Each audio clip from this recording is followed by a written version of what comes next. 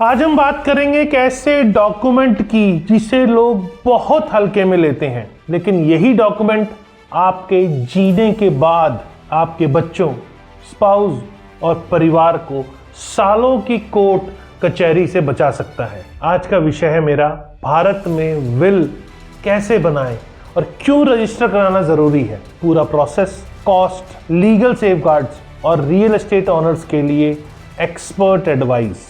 अगर आपके पास फ्लैट है, प्लॉट है, बैंक बैलेंस है, म्यूचुअल फंड है, ज्वेलरी है, तो ये वीडियो आपके लिए बहुत जरूरी है। नमस्कार दोस्तों, मैं हूं आपका दोस्त, आपका भाई प्रदीप मिश्रा और आप देख रहे हैं प्रॉपर्टी मिश्रा शो। ऐसे एनालिसिस अगर आप और देखना चाहते हैं तो चैनल को सब्सक्राइब करना है और अगर वीडियो आपको पसंद आए तो लाइक, कमेंट, शेयर जरूर करना है। तो चलिए शुरू करते हैं। नमस्कार, मैं हूं प्रदीप मिश्रा। प्रॉपर्टी मिश्रा शो में आपका स्वागत है। यहां हम आपको प्रॉपर्टी और प्रॉपर्टी मार्केट की हकीकत बताते हैं। नो बकवास, डायरेक्ट काम की बात। चलिए शुरू करते हैं। सबसे पहले बात करेंगे विल क्या होती है, एक बेसिक समझ। सिंपल भाषा में समझाता हूं। विल यानी वसीयत, एक ऐसा लीगल डॉक्यूमेंट जिसमें आप लिखते हैं कि मेरी मौत के बाद मेरी कौन सी प्रॉपर्टी किस व्यक्ति को किस हिस्से में मिलेगी। इसमें आप ये तय कर सकते हैं कि कौन सा प्लॉट किसे मिलेगा, कौन सा बैंक अकाउंट किसे मिलेगा, ज्वेलरी, गाड़ी, इन्वेस्टमेंट किसे मिलेंगे, नाबालिग बच्चों का गार्जियन कौन होगा। और सबसे इंपॉर्टेंट बात, अगर विल नहीं है तो आपकी प्रॉपर्टी आपके हिसाब से नहीं बल्कि कानून के हिसाब से बटेगी। और भारत में इनहेरिटेंस लॉज बहुत कॉम्प्लेक्स है।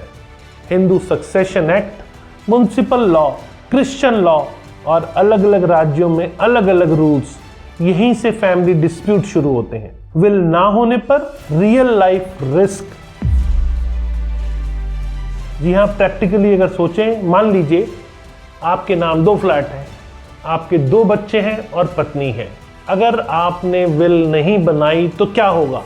पहले लीगल हियर्स तय होंगे, फिर प्रोबेट या सक्सेशन सर्टिफिकेट लगेगा, फिर कोर्ट में हियरिंग होगी, फिर ऑब्जेक्शंस आएंगी और फिर सालों तक केस चलेगा। और अगर किसी भाई बहन या रिश्तेदार ने क्लेम कर दिया तो मामला और उलझ जाएगा। मैंने ऐसे केसेस देखे हैं जहां 2 करोड़ की प्रॉपर्टी 10 साल तक कोर्ट में अटकी रही। इसीलिए मैं साफ कहता हूं, विल लग्जरी नहीं, नेसेसिटी है। तो दोस्तों, विल तो लिख ली, क्या उसे रजिस्टर भी कराना जरूरी है? लीगल आंसर ये है, मैंडेटरी नहीं है, लेकिन हाईली रिकमेंडेड है। क्यों? रजिस्टर्ड विल के फायदे, कोर्ट में प्रूफ स्ट्रांग होता है, फ्रॉड या फेक विल का खतरा कम हो जाता है, प्रोबेट जल्दी मिलता है, किसी के चैलेंज करने की संभावना कम होती है, गवर्नमेंट रिकॉर्ड में एंट्री हो जाती है, डॉक्यूमेंट गुम होने का डर नहीं रहता। सिंपल शब्दों में, unregistered will is equal to soft protection, registered will is equal to hard protection. Real estate वालों के लिए तो रजिस्ट्रेशन और भी जरूरी है। विल कैसे ड्राफ्ट करें, स्टेप बाय स्टेप बताता हूँ। जी हाँ, स्टेप 1, एसेट की लिस्ट बनाइए। सबसे पहले कागज पर लिखिए आपके पास flat, plot, bank account, fixed deposit, mutual fund, share, insurance policies, jewellery, vehicles, digital asset, crypto, email, cloud data, इन सब की लिस्ट बना लीजिए। यही सबसे कॉमन गलती लोग करते हैं, एसेट पूरी लिस्ट नहीं करते। स्टेप 2, हियर्स और शेयर तय कीजिए। जी हाँ, किसे क्या मिलेगा, कितने परसेंटेज मिलेगा, कोई स्पेशल कंडीशन है या नहीं, नाबालिग बच्चे हैं तो गार्जियन कौन होगा। यहाँ इमोशंस नहीं, क्लैरिटी जरूरी है।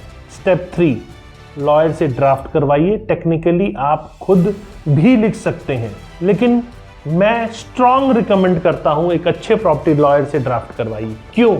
सही लीगल लैंग्वेज होगी, लूप होल्स नहीं रहेंगे, एम्बिग्यूटी नहीं रहेगी, कोर्ट में चैलेंज मुश्किल होगा। 2000 से 10,000 का ड्राफ्टिंग फीस आपके करोड़ों के एसेट्स बचा सकती है। Sign plus 2 witness. जी हाँ, आपकी सिग्नेचर 2 इंडिपेंडेंट विटनेस की सिग्नेचर के साथ। अब विटनेस कौन हो सकता है? दोस्त, पड़ोसी, कलीग, बेनिफिशियरी नहीं होना चाहिए। ये गांठ बांध लीजिए क्योंकि ये एक बहुत क्रिटिकल पॉइंट है। अब विल रजिस्टर कैसे करें? जी हाँ, रजिस्ट्रेशन का प्रोसेस भी बता देता हूँ। सब रजिस्ट्रार ऑफिस जाएं, अपने एरिया के सब रजिस्ट्रार ऑफिस में जाकर साथ में आपको लेके जाना है ओरिजिनल विल, आपका आधार, पैन, एड्रेस प्रूफ, 2 विटनेस का आईडी, पासपोर्ट साइज फोटो, और उसके बाद वेरिफिकेशन प्रोसेस। रजिस्ट्रार ये चेक करेगा आप मेंटली साउंड हैं, कोई दबाव तो नहीं है, डॉक्यूमेंट सही है, विटनेस सही है।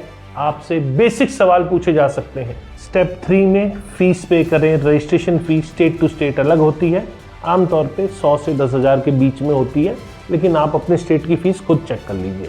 आमतौर पे रजिस्ट्रेशन की जो फीस, जो अथॉरिटी की फीस होती है, वो 100 से 1000 के बीच होती है। बाकी इसे अपने स्टेट में आपको खुद चेक करना है। कुछ जगह स्कैनिंग चार्जेस एक्स्ट्रा, कुल मिला के बहुत अफोर्डेबल होता है। रजिस्ट्रेशन के बाद आपकी विल गवर्नमेंट रिकॉर्ड में स्टोर हो जाती है, आपको सर्टिफाइड कॉपी मिलती है।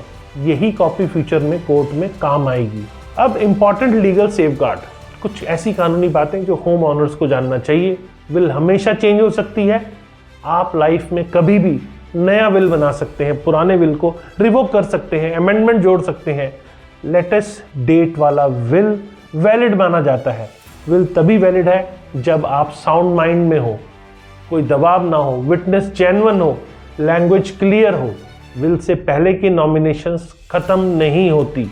बहुत लोग सोचते हैं मेरे बैंक में नॉमिनी है, बस काफ़ी है। गलत। नॉमिनी सिर्फ कस्टोडियन होता है, फाइनल ऑनर विल से तय होता है। कॉमन मिस्टेक जो लोग अक्सर करते हैं, मेरे एक्सपीरियंस से कई बड़ी गलतियां सामने मैंने नोट करी हैं। विल को रजिस्टर नहीं कराते, बेनिफिशियरी को विटनेस बना देते हैं, एसेट लिस्ट इनकम्प्लीट रखते हैं, अस्पष्ट लैंग्वेज यूज करते हैं, फैमिली को बताते ही नहीं है कि विल है कहाँ, लाइफ चेंजेस के बाद अपडेट्स नहीं करते। इनसे फ्यूचर में हैवी लिटिगेशन बढ़ता है। रियल एस्टेट ऑनर्स के लिए स्पेशल एडवाइस है, अगर आपके पास प्रॉपर्टी है तो ये पॉइंट खास ध्यान रखें। सबसे पहले टाइटल क्लैरिटी। विल में प्रॉपर्टी का पूरा address, registration number, area detail, share percentage clear लिखाएं। जॉइंट प्रॉपर्टी केस में अगर प्रॉपर्टी जॉइंट है तो आपकी शेयर परसेंटेज मेंशन हो, को ऑनर्स राइट्स क्लियर हो। अंडर कंस्ट्रक्शन प्रॉपर्टी अगर है तो builders name, allotment number, agreement details, expected position mention करें। अब मेरी आपको टिप है, हर 5 साल में विल रिव्यू करें। मैरिज, डाइवोर्स, बच्चे, नई प्रॉपर्टी, हर बिग इवेंट के बाद उसे अपडेट करें। Tip number 2, digital plus physical दोनों रखें। एक फिजिकल लॉकर में, एक क्लाउड स्टोरेज में, एनक्रिप्टेड कॉपी। एग्जीक्यूटर जरूर अपॉइंट करें। विल में एक भरोसेमंद एग्जीक्यूटर लिखें जो आपकी इच्छाओं को इम्प्लीमेंट कराए। फैमिली को इन्फॉर्म करें, कम से कम स्पाउस या एक ट्रस्टेड पर्सन को जरूर बताएं कि विल कहाँ रखी है। तो दोस्तों, आज का पूरा डिस्कशन मेरा विल बनाना इमोशनल नहीं, प्रैक्टिकल फैसला है, ये बताना था। रजिस्ट्रेशन लीगल ताकत देता है। रियल एस्टेट ऑनर्स के लिए विल सबसे बड़ा सेफ्टी नेट है। छोटी सी कॉस्ट भविष्य में बड़े झगड़े को खत्म कर सकती है। जितना जल्दी बनाएं उतना बेहतर होगा। अगर मेरा ये पूरा वीडियो आपको पसंद आया तो लाइक, कमेंट, शेयर जरूर करें। फ्यूचर में रेगुलर ऐसे इन्फॉर्मेटिव वीडियोस देखने के लिए फटाफट चैनल को सब्सक्राइब करें। नमस्कार और जय हिंद।